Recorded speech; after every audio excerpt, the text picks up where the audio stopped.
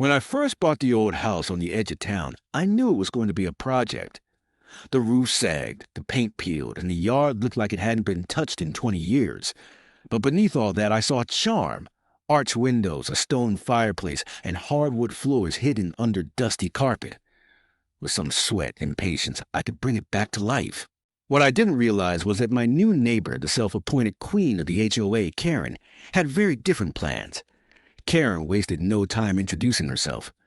On the second day, as I was hauling debris into a dumpster, she marched up in pastel workout clothes and a scowl. "This property is under the HOA's jurisdiction," she snapped. "You need to clear any renovations with me." I told her politely that I had checked the county records. This house wasn't in the HOA's boundaries. She didn't like that answer. Weeks went by as I worked tirelessly.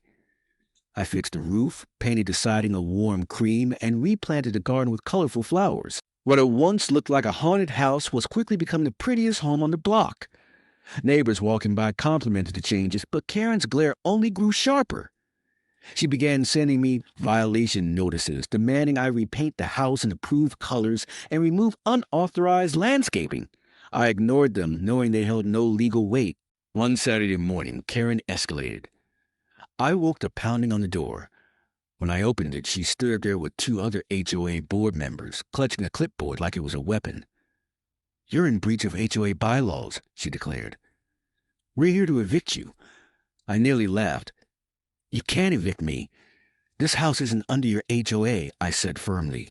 But they tried to push past me, muttering about taking possession of the property. That's when I called the sheriff. Within minutes, an officer arrived. I explained the situation and showed him the property line documents. Karen launched into a tirade about community standards and how I was lowering property values. The officer wasn't amused. "Ma'am," he said sternly, "this home is not part of your If you set foot here again, you'll be trespassing." Karen's face turned red as the other board members backed away in embarrassment. From that day forward, Karen avoided me, though I still caught her peeking from behind her curtains whenever I mowed the lawn or painted the porch. The house now shines as one of the neighborhood's jewels, and many neighbors thank me for restoring it. As for Karen, she learned the hard way that her control ended at her own property line, and no amount of tantrums could change that.